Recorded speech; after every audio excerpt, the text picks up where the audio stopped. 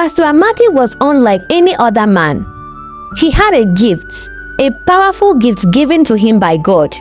With just a touch of his hand, he could heal the sick. People traveled from far and wide to sit for his prayers. Blind men regained their sight, the lame walked, and even the barren women of the village held their children after his prayers. Amadi was loved and respected. The villagers trusted him, believing that God had sent him to be their light. He was humble, always saying, "It is not I, but the Lord who heals." His small church was always full. Every Sunday, the villagers would sing, dance, and pray, their voices rising like smoke into the heavens. But something changed. One fateful day, a rich merchant from a faraway city came to see Pastor Amadi. The merchant was desperate. His only son was dying from a strange sickness that no doctor could cure. He begged Amadi to save his boy, offering a bag of gold as gifts. Amadi smiled and said, "I do not take money for what God does through me." He prayed for the boy, and within hours, the child was running and laughing again. The merchant, overwhelmed with joy, insisted Amadi keep the gold. At first, Amadi refused, but as the merchant begged, Amadi's eyes lingered on the glittering coins. He thought of how much good he could do with the money. "I could build a bigger church," he told himself. And so, for the first time, he accepted a reward for God's work. Amadi began to receive gifts from people, and soon, he had enough to build a big church. He no longer saw a future in the small village. Soon, Amadi moved to the big city and built a large church in the heart of the city, with tall iron gold doors and shiny brass bells. People began calling it God's house. People from all walks of life would find their way to Amadi's church. The church was always full to the brim, and with every visit came new miracles and great encounters. The people brought gifts and money. Some bought cars, others bought houses for Amadi. Soon, Amadi was among the richest pastors in town. He built houses, bought expensive cars, and even owned a private jet. He was living the life he had only dreamed of just a few years ago. But soon, Amadi grew used to the praise and the gifts. More wealthy people came, each one richer than the last. Amadi began to expect their gold and offerings, as he would call it. His prayers became shorter, and his humility faded. One night, as the crickets sang and the moonlight bathed the city in silver, Amadi sat in his grand new house, enjoying a feast of assorted meals, when suddenly, a bright blinding light appeared in front of him, and a deep voice emerged. Amadi knew that it was God's presence, so he quickly fell to the floor, burying his face in the ground as the light was too bright for his eyes. "Why have you forsaken my path?" God asked. But Amadi couldn't answer. He just laid on the floor, trembling with fear. "The wealth you have gathered has blinded you and taken you away from the path of saving souls and spreading my word to the condemned. You are to leave everything behind and move to a new city which I will show you. You are to live with nothing from this place." God said. "What do I do with everything, Lord?" Amadi asked, his voice trembling with fear. "Use everything to bless the lives of the less privileged. You are to live in 2 weeks to the land which I will show you." Then the light disappeared, and everything was as quiet as it was before. For minutes, Amadi lay there, afraid to get up. His heart was troubled. What will he do now, he thought. As the days passed, Amadi kept dreaming about a particular village. It was a small town located somewhere in Delta State. Amadi knew that God was showing him the place he wanted him to go, but he was not ready. He had just 2 weeks to organize everything and move. But Amadi was reluctant. He looked at his big church, his fat bank accounts, his beautiful mansion, his beautiful cars, and all the amazing things he had. So he would have to leave all this to move empty-handed to a God-forsaken village? No, he can't do that, he thought. He cried and begged God to let him stay where he was. Amadi began praying and fasting, begging God to let him stay at his luxurious church. He didn't eat or drink, and even started a bit of charity. But God was silent. Slowly, 2 weeks arrived and Amadi refused to go. Since God was silent, Amadi assumed that God had accepted his prayers, so he continued his church as usual. But something unsettling began to happen. He could no longer perform miracles in the name of the Lord. The sick didn't get healed when he prayed, and his prayers no longer brought blessings to the people's lives. God had departed from Amadi. Amadi knew that God was angry at him, so he prayed and fasted, but nothing changed. One Sunday, after a church service, a woman named Ngozi went to meet Pastor Amadi with her son. She told Amadi that her son was traveling to the village and she wanted him to pray for him. Amadi laid his hands on the young man's head and prayed for him. The woman and the son left, but on their way home, they had an accident and the woman's son Amadi had prayed for died on the spot. The next Sunday, the church was filled to the brim as usual. It was time for Amadi to preach the word of God. He wasn't on the pulpit for 10 minutes when a woman ran to the pulpit, shouting, "You killed my son," at the top of her voice. Everyone turned to the direction of the voice. It was Ngozi. She looked unkempt, almost like a mad woman. She ran to Amadi and held him by the neck. Everyone gasped in shock. "You fake pastor! You killed my son! You shouldn't have prayed for him," she yelled. The security who stood guard ran into the church and subdued Ngozi, but she kept shouting, telling everyone to run for their lives.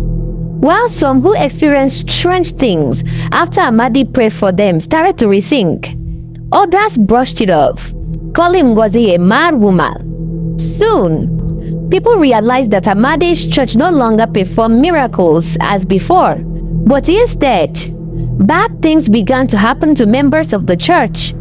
Some lost their jobs, others lost their loved ones, some lost their goods. Sickness befell them, and one by one, they began to drop from the church. Soon, word spread. Amadi's church is cursed, they whispered. It didn't take long before people stopped spending their money in the church. And without money, Amadi was demotivated. The church that was always filled to the brim was now scanty and empty. Amadi was tired. All his prayers seemed to stop at the ceiling of his house. He didn't get anywhere near God. One night, when he cried to God but received nothing, he became so angry. He stood up and began to curse at God, telling God that punishing him for not wanting to give up everything and move to that stupid village would not change anything. And then he denounced God. That night, while he slept, Amadi heard a knock at the door. He looked at the time. It was 3 a.m. He sat up, his eyes widened with fear. "Who is there?" he shouted. But there was no response. Everywhere was silence. They knocked him again, and Amadi stared at the door, trembling with fear. He finally got the courage to stand up from the bed. He tiptoed to the door and stood there. Then he asked again, "Who is there?" Amadi lived alone, so a knock on the door at that time of the night was strange. "Who are you?" he shouted again. Then the voice answered, "I am the answers to your prayers." Amadi paused, his heart racing with excitement. Then he asked, "Are you God?" The voice answered, "No, but I am as powerful as him, and I will give you anything you want, including powers you have only dreamed of." All you need to do is open the door and let me in. Amadi stood there, wondering what it was. Well, it didn't matter, as long as it would grant him all his wishes. He thought, and then slowly, he opened the door. He saw a black shadow standing there, smirking at him. Just then, he woke up. Amadi realized that it was just a dream, but when he turned to the door, it was open, and Amadi was 100% sure he had locked it when he slept. That was when he knew that he had let something dark into his life. The next day, Amadi was in his mansion when a fleet of cars pulled into his house. A handsome elderly man alighted from the car. His bodyguards brought out a sick young man from the back of the car. They placed the young man in front of Amadi. The elderly man began, "My name is Senator Peters. I have heard of all the amazing things you have done. That is why I am here. My son here has cancer and has just few days to live. If you can cure him, I will give you a blank check. You can cash out whatever you want." Amadi's eyes widened, his heart racing with excitement, but he knew he didn't have the power to heal the young man. Then he remembered his dream last night. He closed his eyes, calling on whatever visited him last night to help him out. He promised that if it gave him power to heal the young man, he would give his soul to it. With heart still racing, he bent over the young man and prayed, and then he laid his hands on the man's head. After a few seconds, the young man sprang to his feet alive and energetic. Everyone jumped in joy and excitement. The man was healed. His father's eyes widened. His only son, who had been bedridden for months, was whole again. He gave Amadi the blank check, a brand new car, and 5 luxurious trips to 5 different countries he liked. Soon, news of the miracle spread like wildfire. Pastor Amadi's miracles were back. His church was filled up again. In fact, people would overflow to the outside of the church. Pastor Amadi was back, even better than he was before, or so they thought. One day, Amadi was having dinner in his luxurious dining when a black smoke appeared out of nowhere. And then suddenly, the smoke turned into a very handsome man. He had a slender look and red eyes that stared at Amadi with such depth. Amadi knew that he was his God, his master, so he knelt down. The man smiled. "I am the messenger of our master Lucifer. You have conquered the world with his powers. You have healed the sick and have done miraculous things. Now you are even richer than you were before." "Yes," Amadi replied. "Thank you, my lord. Now it is time for you to do something for him in return." The man said, 21 days from now, you will die." Amadi's heart skipped a beat as he gasped in shock. "Die? Why, my lord? Did I do something wrong?" "No, my servant," the man replied. "You will die, but you will rise again in 3 days." Amadi was confused. Rise in 3 days? Like Jesus did? How is that possible? Suddenly, there was a loud thunder and a lightning blasted across the room. The young handsome man turned into a giant creature with large horns and red eyes. It had a long tail, its teeth and nails longer than that of a witch. "You dare doubt our master?" It roared as the thunder kept blasting across the room. Amadi almost died out of fear. "I am sorry, my lord. Please forgive me. Our master is as powerful as anyone else," Amadi declared. "From now henceforth, you shall cease to call the name Jesus in our church. You shall only pray in the master's name. Our master wants to walk free in the human world, and you are the only vessel. You will die in 21 days, but you will rise again in 3 days. Once you have risen from the dead, Her master can freely dwell within you in this world. Our master can freely dwell within you in this world. I am honored to be a master's vessel. Amadi said, spread the word that like Jesus, you will die and rise in 3 days. Whoever believes in you has believed in our master, and they will all belong to him. When you rise from the dead in 3 days, all members who still come to our church, who receive your miracles, and who believe in you will all belong to her master. Our master wants to conquer this world, and he wants to use you to do it. Yes, my lord, Amadi replied. Then suddenly, the thunder stopped, and the creature disappeared. When everything was over, Amadi was sweating profusely, and he had unknowingly peed his pants. Amadi began to change. In his sermons, he stopped saying God heals through me. Instead, he declared, I heal because I am chosen. He stopped calling on the name Jesus. He only used the name Master. The people noticed his pride but said nothing. After all, he still performed miracles. But something was different. His prayers became demanding. Bring me gifts to honor the power within me, he would say. And the people obeyed, fearing that without his blessings, their lives would crumble. One morning, during a church service, Amadi went into the prophecy mood. He spoke of a prophecy, one that shocked even his most loyal followers. Our master wants to dwell within us in this church. So in 21 days, I will die, he announced. And just like Jesus, I will rise on the 3rd day. Whosoever believes in me will have an eternal life. The people were terrified. They whispered in their homes, questioning whether to believe or flee. Some believed Amadi no longer served the living God and stopped going to the church, while others who were blinded and obsessed with miracles believed in Amadi, and some just wanted to see how the drama unfolds. But they didn't know that Amadi had turned away from God he once served. He now seeks power that was never his to claim. The weeks passed quickly, and people counted the days to the miraculous resurrection day. 3 days to Amadi's death.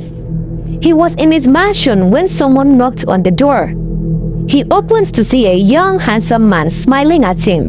He offered him in. Then the man began, My name is Stephen, and I am a messenger from our Lord Jesus Christ. Amadi shifted uncomfortably.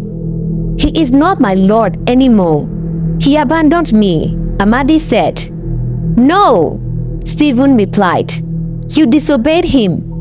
But he is a merciful God, and he is willing to give you another chance. That is why I am here. God said I should tell you to desist from the quest you are about to embark. It will destroy both your body and your soul. Come back to Jesus, and he will save you. That is what he thinks, Amadi snapped angrily. Well, I have found another way, and it's way better than yours. Go and tell your God that I am not interested in going to that small village or giving up all my riches. Now leave my house. Get out, he shouted at the young man. Stephen shook his head sadly. I am but a messenger. If you turn your back on God now and decide to bring the evil one into this world, God will destroy you. Get out of my house, Amadi shouted. The day of the prophecy came. Amadi, dressed in a white robe, stood in the center of the church. The people gathered, their faces filled with confusion and fear.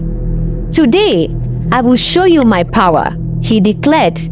I will show you that I am sent by a master. Believe in him, and you will have everything. Fear not, I shall return. With that, Amadi slumped to the ground. When the people went to check his pulse, Amadi was dead. While others whispered in fear, those who believed in him saw this as the beginning of the prophecy. Some men carried his lifeless body to the cemetery. Amadi was buried. But people refused to leave the cemetery. Thousands of people camped at the cemetery. Nobody wanted to miss the resurrection of Amadi. The only one who did this was Jesus. Now, Amadi would be the second. For 3 days, the church was silent. The church bells did not ring. The children did not play. Even the animals seemed to sense the weight of what had happened. The city was plunged into total anticipation. The news of Amadi rising from the dead on the third day was headlines in almost all the countries. Camera was placed around Amadi's grave, ready to capture every detail. The day finally came.